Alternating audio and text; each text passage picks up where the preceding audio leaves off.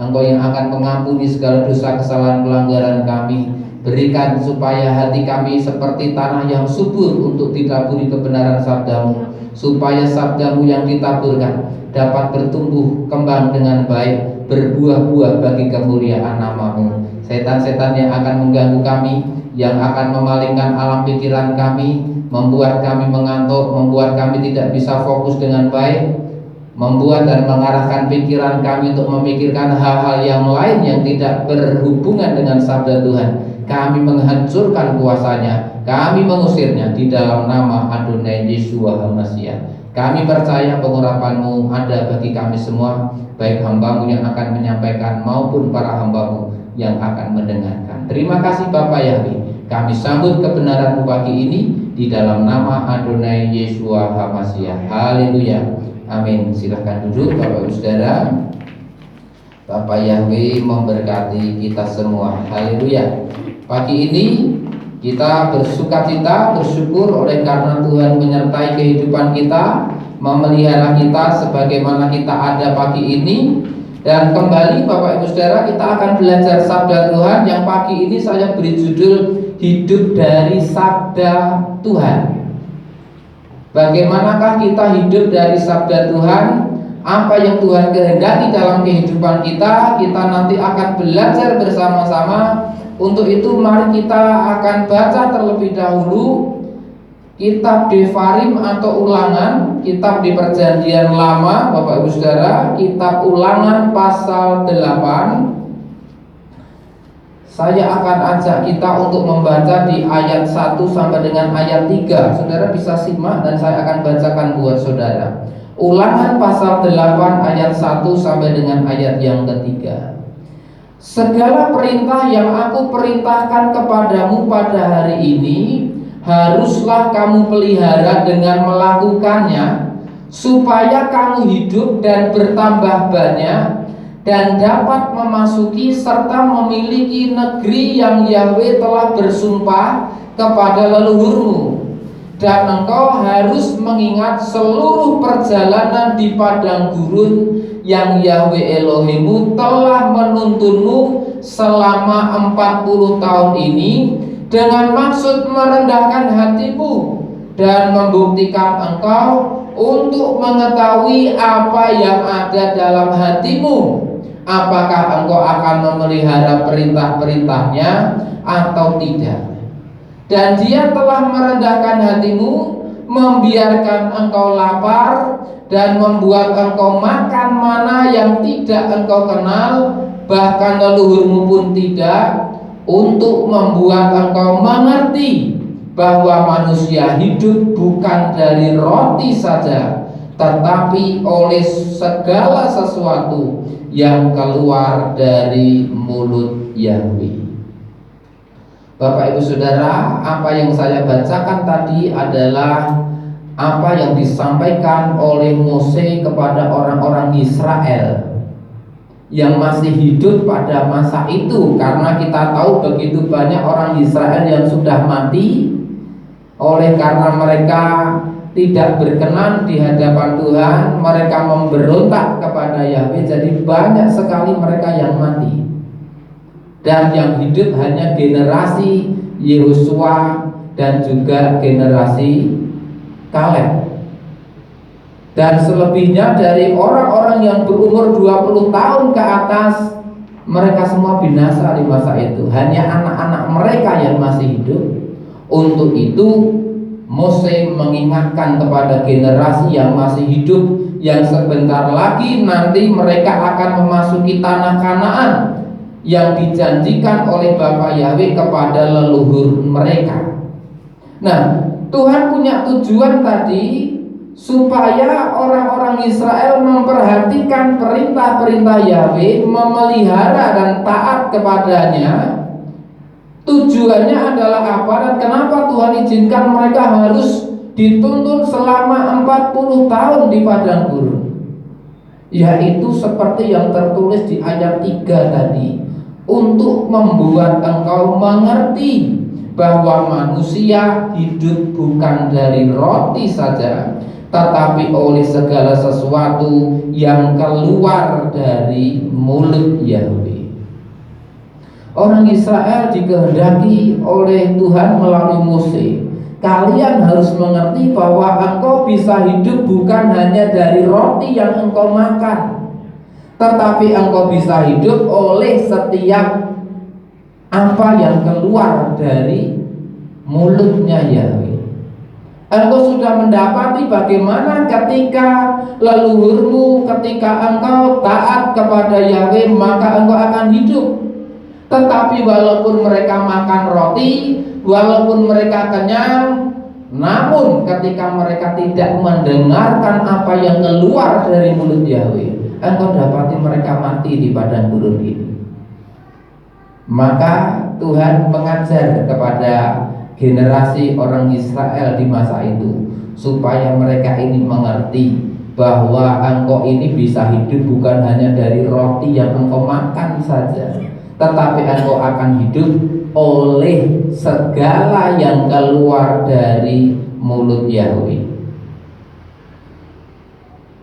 Mereka harus Tuhan menghendaki mereka menuntun orang-orang Israel selama 40 tahun, saudara.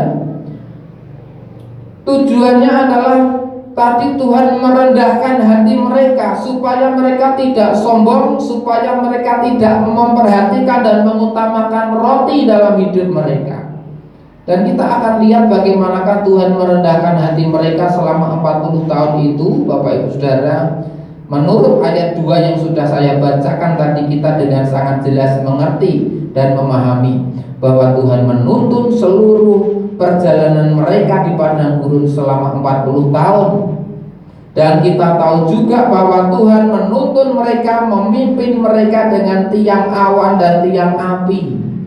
Saya kembali ingatkan kepada kita, daerah di mana mereka tinggal melakukan perjalanan di padang gurun itu memiliki cuaca dan iklim yang ekstrim, saudara. Ketika malam hari maka suhunya sangat dingin, tetapi ketika siang hari suhunya sangat-sangat panas. Maka Tuhan memimpin mereka, memelihara kehidupan mereka dengan menyertakan tiang api. Tuhan hadir di sana dengan tiang awan dan tiang api. Di malam hari Tuhan menghangatkan mereka dengan tiang api. Di siang hari untuk meneduhi mereka, maka Tuhan memberikan tiang awan supaya mereka tidak terlalu kepanasan. Ini pemeliharaan Tuhan yang luar biasa. Dan dengan tiang itu maka orang-orang Israel juga dipimpin. Ketika tiang itu bergerak ke suatu arah, maka orang Israel harus mengikuti gerak dari arah tiang awan atau tiang api tersebut. Jadi Bapa Yahweh merendahkan hati mereka dengan cara apa?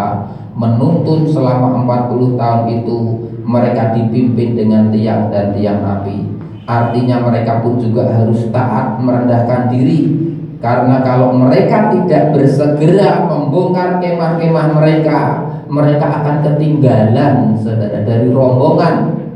Itu yang akan terjadi. Karena itu Bapak Ibu Saudara, saya berdoa pagi ini supaya seperti Tuhan menyertai dan menuntun orang-orang Israel waktu itu dengan tiang awan dan tiang api, maka saya berdoa Tuhan pun juga memimpin kita dengan banyak hal, dengan banyak cara dalam hidup kita. Kemana kita harus melangkah, apa yang harus kita kerjakan dalam kehidupan kita, pekerjaan apa yang harus nanti kita geluti untuk meraih berkat-berkat Tuhan. Saya berdoa Tuhan menuntun dan memimpin langkah-langkah kehidupan saudara. Amin, saudara. Tujuannya tadi apa? Supaya kita ini merendahkan hati di hadapan Tuhan. Lalu yang kedua, bagaimana orang Israel selama 40 tahun dituntun oleh Tuhan supaya mereka merendahkan diri. Selain dituntun dengan tiang awan dan tiang api, Tuhan juga membiarkan mereka lapar. Namun Tuhan tidak membiarkan seterusnya mereka dalam kelaparan. Tuhan memberikan makan bagi mereka berupa manna yang belum pernah mereka kenal sebelumnya. Di ayat 3 tadi sudah saya bacakan bagi kita. Dia telah merendahkan hatimu, membiarkan engkau lapar, dan membuat engkau makan mana yang tidak engkau kenal. Sungguh tidak mungkin bagi orang Israel waktu itu bisa mendapatkan makanan dengan gampang, karena mereka sedang ada dalam perjalanan. Bekal yang mereka bawa pasti akan habis, saudara. Mereka juga tidak mungkin untuk bercocok tanam di sana. Tidak ada waktu bagi mereka untuk bisa bercocok tanam dan kemudian bisa menikmati hasil panen mereka, karena mereka sedang ada dalam perjalanan menuju tanah yang dijanjikan oleh Tuhan. Maka Tuhan memelihara mereka. Memang Tuhan membiarkan mereka mengalami kelaparan terlebih dahulu, namun Tuhan kemudian memberikan mereka makan mana, yang mereka harus memungut, mengambil itu makanan yang belum pernah mereka kenal sebelumnya. Namun sayangnya apa yang terjadi, saudara? Orang Israel kurang bisa bersyukur kepada Tuhan dengan pemeliharaan Tuhan yang Tuhan sudah nyatakan dalam kehidupan mereka. Mereka katakan apa? Tuhan menuntut kita di tempat ini. Pertama-tama mereka ngomong apa? Supaya kita mati kelaparan di tempat, tidak ada makanan yang bisa kita makan. Ayo kita kembali saja ke Mesir. Di sana kita bisa makan bawang merah, bawang prei, bisa makan sayur mayur, bisa makan daging dibelah, tapi di tempat ini kita akan mati kelaparan. Mereka berpikir yang jahat, berpikir yang buruk tentang Yahweh. Padahal Bapa Yahweh membawa mereka itu supaya memiliki negeri yang Tuhan sudah janjikan kepada leluhur mereka. Dan tujuannya lagi-lagi sekali lagi adalah sebetulnya Tuhan ingin supaya mereka ini mengerti, supaya mereka ini merendahkan diri, sehingga ketika mereka dibiarkan lapar, mereka nanti akan mengalami bahwa tidak seterusnya mereka lapar, bahwa Tuhan sudah menyediakan makanan bagi kita.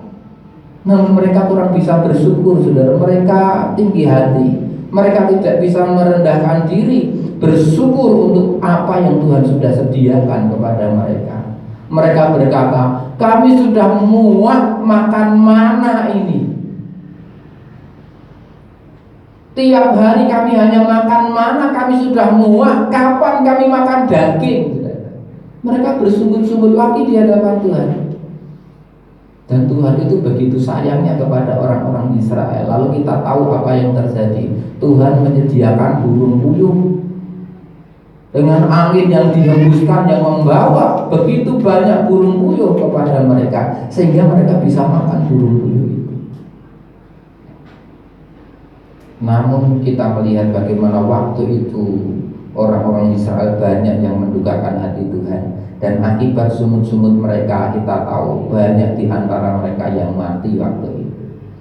Nah, Bapak Ibu Saudara, barangkali kita saat-saat tertentu juga mengalami hal yang sama seperti orang Israel yang dibiarkan lapar untuk sementara waktu. Pernah di tempat ini Bapak Ibu Saudara terus mengalami kenyang dan tidak pernah lapar, tidak pernah kekurangan? Ada di antara kita? Kalau semua di tempat ini kekenyangan, terus saya bersyukur. Tapi saya percaya ada saat-saat tertentu, masa-masa paceklik dalam kehidupan kita, masa-masa prihatin untuk kita makan bisa 3 hari sekali. Kok 3 hari sekali? 3 kali sehari saja kadang sulit. Bersyukurlah kita kalau Tuhan izinkan kita lapar, untuk kita tidak bisa makan. Tujuannya apa tadi? Seperti orang Israel, supaya mereka merendahkan hati di hadapan Tuhan, bergantung kepada Tuhan. Dan dengan kita diizinkan mengalami lapar, ternyata kemudian kita mengalami penyertaan, pemeliharaan dan berkat-berkat Tuhan diberikan kepada kita. Dan seringkali itu di luar akal pikiran manusiawi kita, saudara. Amin. Saya sangat bersyukur bagaimana Tuhan memelihara kehidupan Bapak Ibu di tempat ini, di tengah-tengah pandemi seperti ini, di tengah-tengah kelusuan ekonomi. Begitu banyak perusahaan yang bangkrut, begitu banyak orang yang stres hidup mereka. Namun saudara tetap dipelihara oleh Bapak Ibu. Barangkali pendapatan saudara tidak seperti dulu-dulu mungkin, tetapi toh kita tetap bisa berjalan. Kebutuhan-kebutuhan kita bisa tetap tercukupi, terpenuhi karena Bapa Yahweh melihat kita. Dia Yahweh Yireh, melihat bagaimana hati kita, dan juga melihat yang kita butuhkan sehingga Dia menyediakannya. Dan bahkan saya sangat bersyukur di tengah-tengah kesulitan perekonomian di masa-masa sekarang ini, Tuhan menyertai saudara. Usaha pekerjaan saudara diberkati. Bagaimana Pak Hari, kita tahu kemarin beberapa waktu yang lalu bahkan bisa membeli mobil baru. Itu adalah berkat dan pemeliharaan Tuhan. Ada saat-saat tertentu di mana kita dulu pernah lapar, namun Tuhan memberikan kita makan. Ada saat-saat tertentu Tuhan izinkan hal-hal yang tidak nyaman, tidak baik lagi dalam diri kita, namun kita merasakan bahwa Dia menolong kita. Ada saat-saat tertentu Tuhan izinkan kita sakit, saudara, namun kita mengalami ternyata kita disembuhkan oleh Tuhan. Maka dengan itu mari kita harus dan semakin hari semakin merendahkan hati di hadapan Tuhan, bahwa kita tidak bisa berbuat apa-apa selain karena berkat Tuhan. Kita akan baca Bapak Saudara di kitab Semot atau kitab Keluaran, masih di Perjanjian Lama, Keluaran pasal 16 ayat 1 sampai dengan ayat 5. Kita akan lihat di sini. Keluaran pasal yang ke-16 ayat 1 sampai dengan ayat yang ke-5.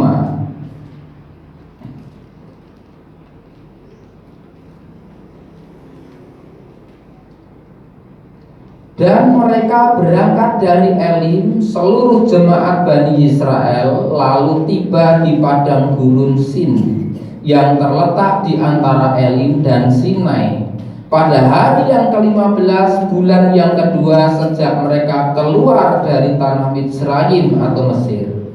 Dan seluruh jemaat Bani Israel bersungut-sungut kepada Mose dan Harun di padang gurun ini, dan berkatalah Bani Israel itu kepada mereka,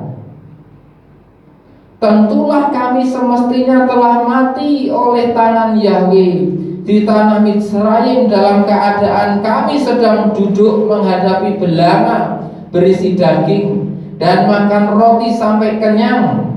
Namun kamu, yaitu Mose Harun, telah membawa kami keluar ke padang gurun ini untuk membunuh seluruh jemaat ini dengan kelaparan. Mereka betul-betul kelaparan memang, saudara, dan mereka frustrasi waktu itu. Dan kemudian mereka mengintimidasi Mose dan Harun yang memimpin mereka, menyalahkan mereka, bahkan mereka menyalahkan Tuhan. Tuhan ternyata membawa kita ke tempat ini supaya kita mati kelaparan di tempat ini. Ayat 4. Dan berfirmanlah Yahweh kepada Mose, lihatlah, aku akan menurunkan hujan roti bagimu dari langit, dan umat itu akan keluar dan mengumpulkannya setiap hari sebanyak yang diperlukan untuk hari itu, sehingga aku dapat membuktikan apakah mereka akan hidup menurut Torahku atau tidak. Dan akan terjadi pada hari yang ke-6, mereka harus mengolah apa yang mereka bawa pulang, dan yang dibawanya itu harus 2 kali lipat banyaknya dari apa yang mereka kumpulkan hari demi hari. Inilah yang terjadi atas orang Israel, bagaimana waktu itu mereka mengalami kelaparan dan Tuhan menyediakan mana. Tujuannya adalah untuk Tuhan melihat hati mereka, saudara. Apakah mereka akan taat kepada Torah Tuhan atau tidak. Dan ternyata banyak di antara mereka yang seharusnya mengumpulkan secukupnya saja bagi mereka mana itu, namun kita melihat mereka mengumpulkan terlalu banyak sehingga tidak habis, sehingga kita tahu apa yang terjadi, saudara. Busuk. Namun juga ternyata ketika Tuhan sudah menghendaki di hari Sabat, engkau tidak perlu mengambil. Dan ini keajaiban Tuhan, saudara. Ketika hari-hari biasa mereka harus mengumpulkan cukup, kalau lebih dari itu maka di hari berikutnya sudah busuk. Tetapi khusus untuk menghadapi Sabat, maka orang Israel harus mengambil di hari yang ke-6 itu 2 porsi. Dan ternyata di hari ke-7, di hari Sabat, tidak busuk untuk mereka bisa memakannya. Namun ternyata kita juga tahu ada yang tidak taat, saudara. Jadi hari ke-6 mereka lupa, mereka mengambil cukup 1 saja, sehingga mereka harus mencari di hari Sabat dan Tuhan tidak menghendaki. Kita lanjut lagi hal yang ketiga, bagaimana orang Israel ini dituntun oleh Tuhan selama 40 tahun supaya mereka merendahkan hati tadi. Tuhan memelihara kehidupan mereka sehingga pakaian mereka tidak lapuk dan kaki mereka tidak bengkak. Di ayat 4 saya akan lanjutkan pembacaan di kitab Ulangan tadi Bapak Ibu, Devarim pasal yang ke-8. Ulangan pasal 8 saya akan baca di ayat yang ke-4.